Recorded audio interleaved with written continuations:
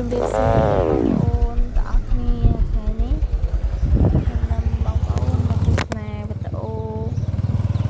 នៅតាមតំបន់ខាង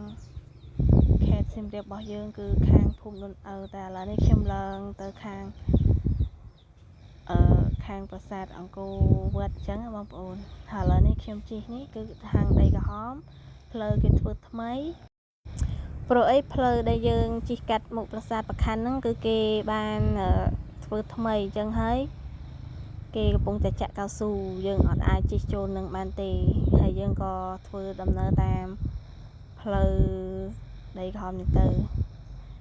ពេលវាមានភ្លៀងមានអីចឹងវាអត់សូវហុយទេបងប្អូនវាអត់ហុយតែម្ដងបងប្អូនបើសិនតែវាស្ងួតអត់មានភ្លៀងមានអីវាមានការហុយហើយឥឡូវនេះមើលបងប្អូនតាមដងផ្លូវមានបងប្អូនជាបរិបទយើងធ្វើស្រែធ្វើចង្ការច្រើនបងប្អូនហើយឥឡូវនេះខ្ញុំជិះនេះដែរគឺតាមភូមិអង្គរក្រៅបងប្អូនភូមិអង្គរក្រៅយើងនៅខាងខេត្តសៀមរាបបងប្អូន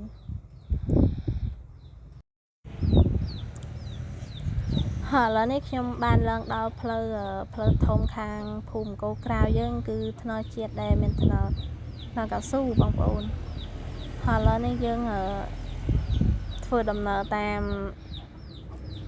ផ្លូវអង្គរធំនេះជាខ្លងទ្វារប្រាសាទច្រឡំប្រាសាទនេះជាខ្លងទ្វារដែលឆ្នាំងបងប្អូនហើយថ្ងៃនេះដែរមានឡានម៉ូតូច្រើនមែនទេដោយសារថ្ងៃនេះជាថ្ងៃសៅរ៍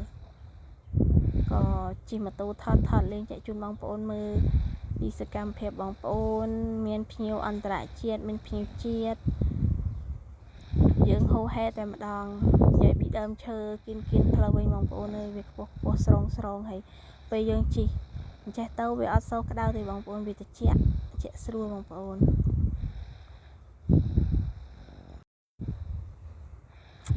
ឥឡូវនេះយើងចានជិះមកដល់ទីលានស្ដេចកន្លងបងប្អូនស្គាល់ស្ដេចកន្លងអត់បងប្អូនប្រាសាទដែលខ្ញុំថតមានបាំងឆ័ត្រលឿងនេះគឺប្រាសាទស្ដេចកន្លងហើយទីនេះគឺវាលប្រលានចូលតន្ត្រីវាជាប់នឹងស្ដេចកន្លងដែរបងប្អូននិយាយពីស្មៅមួយលឹងខៀវភ្លៀង1មេ2មេជិបគ្នានេះវិញអាបាក់ស្រោចទេបងប្អូនអើយខែនេះគឺស្មៅល្អមែនទែនហើយនិយាយថ្ងៃនេះដែរវាចំជាថ្ងៃសៅរ៍បងប្អូនមានភ្ញៀវច្រើនមែនទែនបងប្អូនមានទាំងអន្តរជាតិនិងភ្ញៀវជាតិរបស់យើងជិះកង់អ្នកខ្លះរត់ហាត់ប្រាណអីចឹងណាបងប្អូននិយាយពីស្អាតមែនទែនបងប្អូនខ្ញុំអត់ងាយបានជិះទេត្បិតតែខ្ញុំនៅសៀមរាបមានតែខ្ញុំអត់ដែលងាយបានជិះជុំវិញហ្នឹងទេបងប្អូនតែមានការនៅឡើងមកបើខ្ញុំបានជិះមកឥឡូវនេះខ្ញុំជិះបានមកដល់ហើយប្រាសាទបាយ័នហើយបងប្អូននិយាយពីដូនតារបស់យើងបងប្អូនអើយគាត់ប្រសពមែនទេកងសាងថ្មរឹកដេមរដុំរមិចគឺស្អាតមែនទេបងប្អូនខ្ញុំនិយាយមែនហើយនេះហើយមានបងប្អូនមីងមាតាមខេត្តគឺគាត់មកលេងមកថតរូបបុរាណដើម្បីទុកជាអនុស្សាវរីយ៍ណាបងប្អូនហើយខ្ញុំជិះនេះគឺខាងស្ដាំដៃកន្លែងនេះវិញកន្លែងស្វាវានៅទូថតអត់សូវឃើញទេបងប្អូននិយាយពីប្រាសាទរបស់យើងគឺស្អាតមែនទេនិយាយវីដេអូហ្នឹងបើសិនតែមានការខុសឆ្គងត្រង់ណាសូមបងប្អូនអធិស្ឋានព្រោះអីអានេះជាវីដេអូដែលខ្ញុំថតសកម្មភាពធ្វើដំណើរតាមផ្លូវថតចែកជូនបងប្អូនមើលទស្សនាទាំងអស់គ្នាពីទេសភាពយើងតាមដងផ្លូវមកប្រាសាទអង្គរធំ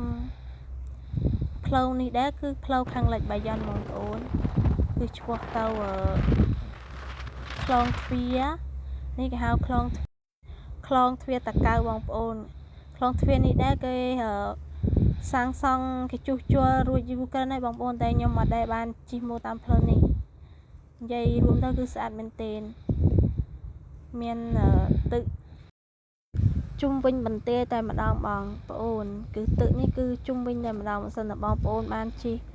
ដូចខ្ញុំចេះគឺមានទឹកជុំវិញបន្ទាយនិយាយពីឥឡូវនេះខ្ញុំជិះម៉ូតូទៅទៀតហើយបងប្អូនផ្លូវដែលខ្ញុំជិះនេះគឺផ្លូវគោកតាច័ន្ទ ឆ្ពោះទៅផ្សារភូមិភាគហើយឥឡូវនេះខ្ញុំថតកាត់ឲ្យបងប្អូនមើលដោយសារតែវារាំងឆ្ងាយអញ្ចឹងខ្ញុំថតកាត់ហើយឥឡូវនេះក៏ដល់ផ្សារដែលខ្ញុំថាទៅរកទិញអីដែលខ្លួនឯងចង់បានអញ្ចឹងណាបងប្អូន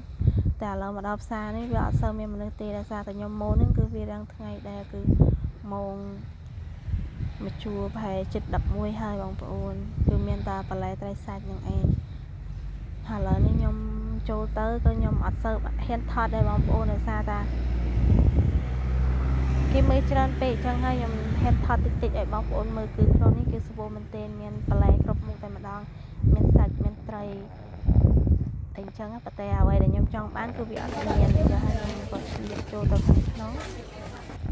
ជួរខាងកើតថតឲ្យបងប្អូនមើលហើយក៏ចេញមកវិញវីដេអូខ្ញុំក៏អត់មានអីច្រើនដែរបងប្អូនគឺមានតែប៉ុណ្្នឹងឯងបើសិនតាខុសឆ្គងកន្លែងណាសូមបងប្អូនអធិស្ឋានផងព្រោះអីជា